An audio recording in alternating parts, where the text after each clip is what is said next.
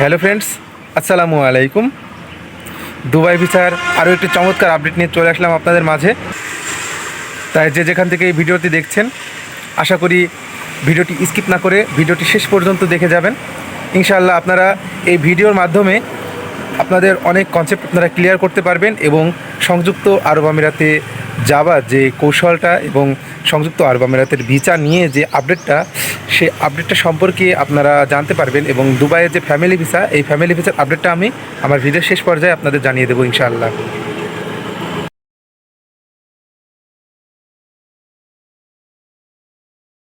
So বন্ধুরা, first of all আমি সাধুবাদ জানাতে চাই।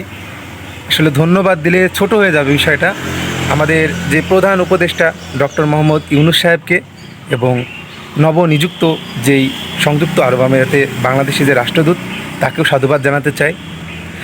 আসলে প্রধান উপদেষ্টা এটা কি দেখালেন, আসলে একটা জিনিস আপনারা লক্ষ্য করেছেন কি না জানি না, এই জিনিসটা আপনাদের সাথে আমি একান্ত শেয়ার করতে চাই। যে আমি আমার ঈদের আগে একটি ভিডিওতে বলেছিলাম যে আসলে পার্মানেন্ট কোনো সরকার ছাড়া আসলে কিন্তু সংস্কার সম্ভব না। বাট আসলে দিন দিন কিন্তু ধারণাগুলো, আসলে আমাদের যে ধারণাগুলো, আসলে কিন্তু এই ধারণাগুলো কিন্তু আমাদের যে প্রধান উপদেষ্টা, তিনি কিন্তু আসলে এই ধারণাগুলো মুছে দিচ্ছেন। কারণ আগের যে ধারণাগুলো, আগের যে প্রজন্ম বা আগের যেই সিস্টেম বা আগের যেই রিকোয়ারমেন্টস, সব কিছুর পরিবর্তে ডক্টর মোহাম্মদ ইউনূস সাহেব যেটা দেখালেন, এটা আসলে মুখে বলে প্রকাশ করে আসলে বলার কিছু না। প্রকাশ্যের বাইরেও তিনি আসলে আমাদের অনেক কিছু দেখিয়ে যাচ্ছেন এবং দেখাচ্ছেন। এখন প্রথমত বলতে চাই, সংযুক্ত আরব আমিরাতের যে একটা নিউজ প্রকাশিত হয়েছে, আমরা গতকালকের একটা নিউজ দেখলাম, গত 5 মিনিটের একটা নিউজ দেখলাম। আসলে নিউজগুলোর কিন্তু বর্ণনা সহকারে আসলে কেউ বলতেছে না আসলে বিষয়টা কি ঘটেছে। আমি বিষয়টা নিয়ে একটু ফোন কলে কথাও বললাম এবং জানতে পারলাম প্রধান উপদেষ্টা ডক্টর মোহাম্মদ ইউনূস এবং তার যেই রাষ্ট্রদূত নবনিযুক্ত, তিনি কিন্তু সংযুক্ত আরব আমিরাতে গিয়েছিলেন এবং তার যে সৌজন্য সাক্ষাৎ বিনিময় করেছেন। এবং আমরা ঈদের আগেও এবং দেখেছিলাম ওয়ার্ল্ড যে গভর্নমেন্ট সামিট, ওখানেও কিন্তু দেখেছিলাম যে প্রধান উপদেষ্টা কিন্তু ভিসা খোলার ব্যাপারেও কিন্তু কথা বলেছেন এবং দু দেশের মধ্যে যে বাণিজ্যিক এবং সম্পর্কগুলো, সেটা নিয়েও কিন্তু কথা বলতে আমরা দেখেছি। তবে বর্তমানে গত রিসেন্ট একদিনও হয়নি, আমরা একটা নিউজ দেখেছি এবং অনেকে কিন্তু বলছে যে 10 তারিখে ভিসা খুলবে বা সামনে মাসে ভিসা খুলবে, মানে এরকম কিছু গুজব ছড়াচ্ছে নেটিজেনরা। আমি তাদের উদ্দেশ্য করে একটি কথা বলতে চাই। প্রথমত, আপনারা গুজব ছড়ায়েন না। তবে ডক্টর মোহাম্মদ ইউনূস সাহেব যেটা দেখালেন, ভিসা আসলে খুলবে। তবে তিনি একটি কথা বলেছিলেন, আমাদের আর অন্য কারোর দ্বারে যাওয়া লাগবে না, অন্য দেশই আমাদের দ্বারে আসবে, আমাদের দুয়ারে আসবে, খাবার ছিটিয়ে রাখবো, খাবার খেতে আসবে। বিষয়টা কিন্তু সেদিকেই আগাচ্ছে, আমরা দেখছি। আমরা গত কিছুদিন আগেও দেখলাম যে মালয়েশিয়া যে কলিং ভিসা খোলার ব্যাপারে, এটা নিয়েও কথা হয়েছে। আশা করা যায় মে মাস বা তার পরবর্তীতে হয়তো বা মালয়েশিয়ার যে কলিং ভিসাটা রয়েছে, এটাও হয়তো খুলে যেতে পারে।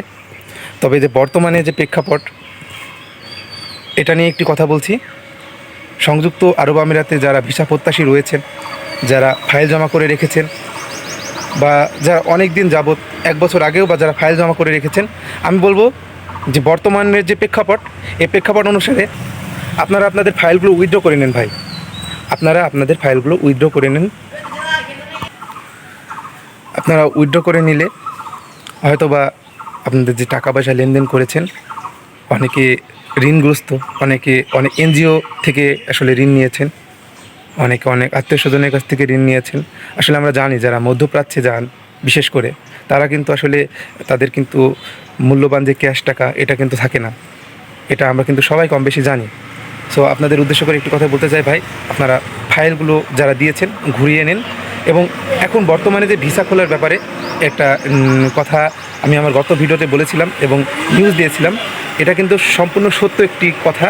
কারণ এবং আমি এজেন্সির যেই ইউটিউব চ্যানেল বা পেজ, আমি নামও বলেছিলাম টিগার্ল, আপনারা দেখতে পারেন গিয়ে, সেখানে কিন্তু তারা আপডেট করে দিয়েছে। আপনারা অহেতুক ভুলভাল মন্তব্য করবেন না ভাই, এটাতে আসলে বিভ্রান্তি সৃষ্টি হয়। তবে আপনারা ভুলভাল মন্তব্য করলে এটা না যে হয়তোবা আমি আমার কাজ করা ছেড়ে দিব। এখন বর্তমানে যে ফ্রি জোন কোম্পানির ভিসাগুলো এগুলো কিন্তু হচ্ছে, এগুলো কিন্তু সারা বছরই ওপেন থাকে, তারা তাদের চাহিদা মতো কিন্তু কর্মী নিয়ে থাকে।